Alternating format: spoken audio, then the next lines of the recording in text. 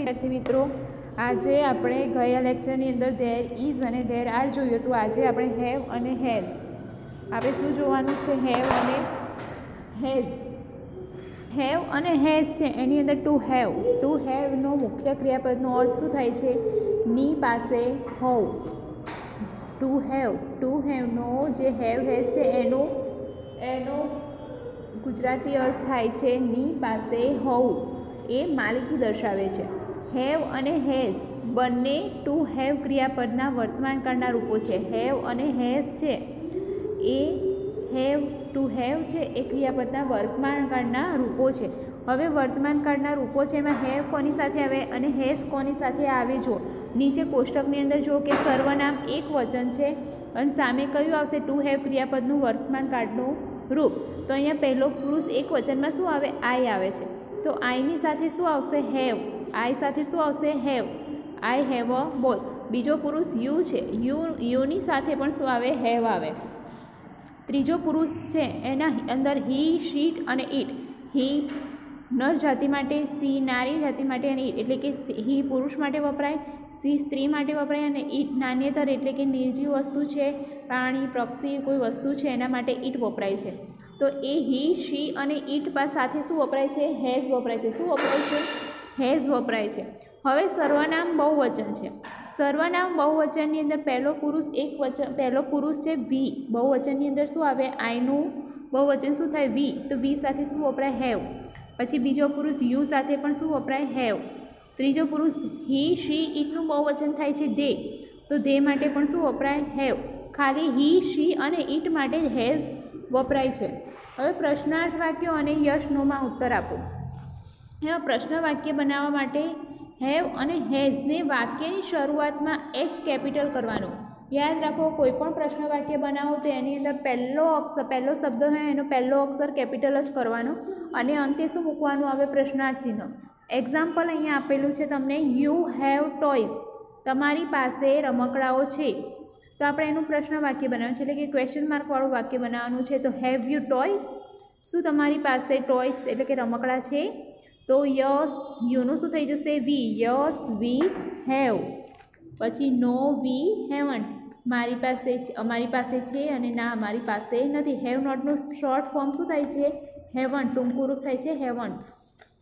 હવે સેકન્ડ છે સીમા has the pen. સીમા છોકરી છે એટલે શું? હેઝ આવે. સીમા હેઝ ધ પેન એ વિધાન વાક્ય છે અને હેઝ સીમા અ પેન. સીમા પાસે પેન છે. તો yes she has. No she hasn't. Has નોટનું શોર્ટ ફોર્મ છે હેઝન્ટ.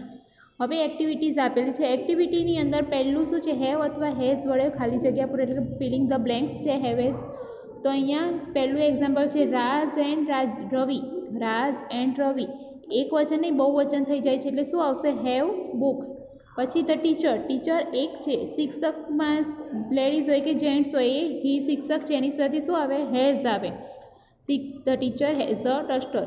ધ ફાર્મર્સ એટલે કે ખેડૂતો છે તો શું આવશે? બહુવચનમાં હેવ આવશે. The farmers have ploughs. Third,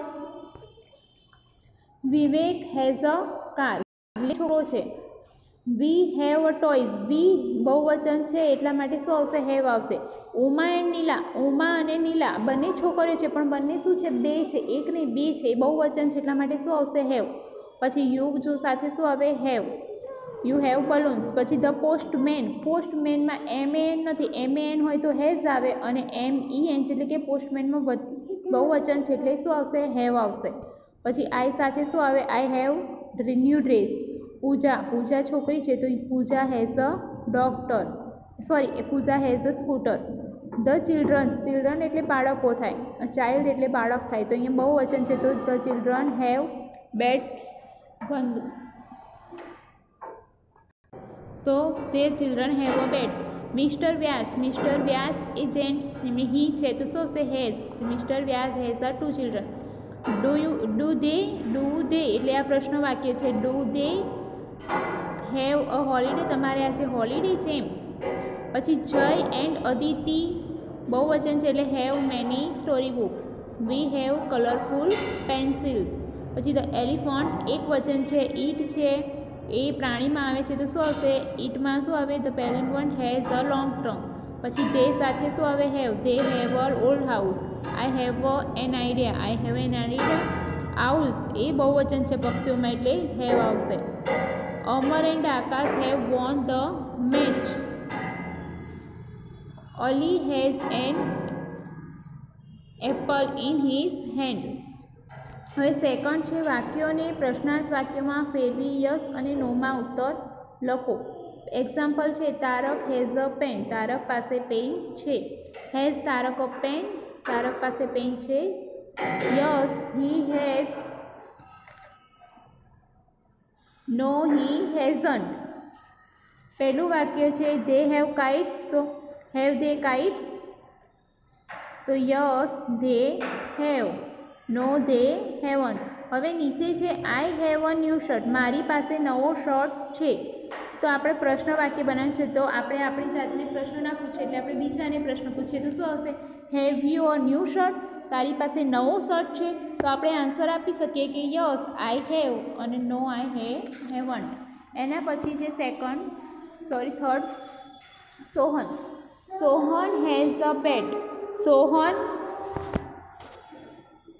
Sohan પાસે બેટ છે. તો આપણે ક્વેશ્ચન બનાવવાનું છે તો has Sohan a bat? Sohan પાસે બેટ છે.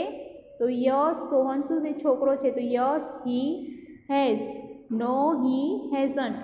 એના પછી ચોથું છે વી હેવ બલૂન્સ. આપણી પાસે ફુગ્ગાઓ છે. તો આપણે એમાં આપણે પોતાની જાતને ક્વેશ્ચન ના પૂછીએ, આપણે બીજાને પૂછીએ એટલે શું લખવાનું? Have you balloons? તમારી પાસે ફુગ્ગાઓ છે? તો yes we have. No we haven't. The monkey has a long tail. Monkey has a long tail એટલે શું લખવાનું? Has the monkey a long tail? શું મંકીને લાંબી પૂંછડી છે? તો યસ ઇટ હેઝ. મંકી પ્રાણી છે એટલે ઇટ આવશે. Yes it has. No it hasn't. 6 છે Mona has a new pen. Mona પાસે નવી પેન છે. તો હેઝ મોના ન્યૂ પેન? તો યસ સી હેઝ. મોના છોકરી છે એટલે she has. No she hasn't. 7મું છે you have a colourful ribbons. તમારી પાસે કલરફુલ રિબિન છે. તો આપણે તમારી પાસે કલરફુલ રિબિન છે તો આપણે ક્વેશ્ચન પૂછીએ કે હેવ યુ કલરફુલ રિબન્સ? તો શું કહે છે? Yes you have. No you haven't. 8 છે the parrot has a red beak. પોપટને પીક એટલે કે પોપટને લાલ ચાંચ છે. તો has the parrot a red beak? તો કે પોપટની લાલ ચાંચ છે. તો yes it has. No it has. Parrot એ પક્ષી છે એટલે ઇટ વપરાયું છે. એના પછી Sheetal has a new purse. Sheetal પાસે નવું પર્સ છે. તો has Sheetal a new purse? શું શીતલ પાસે નવું પર્સ છે? તો yes she has. No she hasn't. Sheetal એ છોકરી છે એટલે શું વપરાયું? She. The peon has the key. Peon એટલે કે પટાવાળા પાસે ચાવીઓ છે. તો has the peon the keys? પટાવાળા પાસે ચાવીઓ છે. તો yes he has. No he hasn't. અહીંયા તમારે હેવ અને હેઝ બંને પૂરું થયું. હેવ અને હેઝમાં તમારે એટલું યાદ રાખવાનું છે કે આઈ સાથે હેવ આવે, યુ સાથે પણ હેવ આવે, હી શી ઇટ હોય ત્યારે હેઝ આવે, વી યુ દે હોય તો પણ શું આવે? હેવ. ખાલી માત્ર શેની સાથે? હી શી અને ઇટ હોય તો હેઝ આવે. એના સિવાય આઈ યુ વી યુ દે સાથે શું યાદ આવે? હેવ. અને એક વચન હોય તો હેઝ આવે હી શી ઇટમાં, અને હી શી ઇટમાં બહુ વચન હોય તો દે આવે. બે નામ આપેલા હોય જેમ કે ઉમા નીલા છે, અમર આકાશ છે, એવી રીતે બે નામ વાત કરી હોય તો પણ શું આવે? હેવ આવે. એ તમારે ધ્યાન રાખવાનું છે. તો અહીંયા તમારું હેવ હેઝ અહીંયા પૂરું થાય છે. તમને જ્યારે આ PDF મોકલવામાં આવે ત્યારે તમારી નોટબુકની અંદર તમારે ઇંગ્લિશની નોટબુકની અંદર તમારે લખી દેવાની છે. ધન્યવાદ.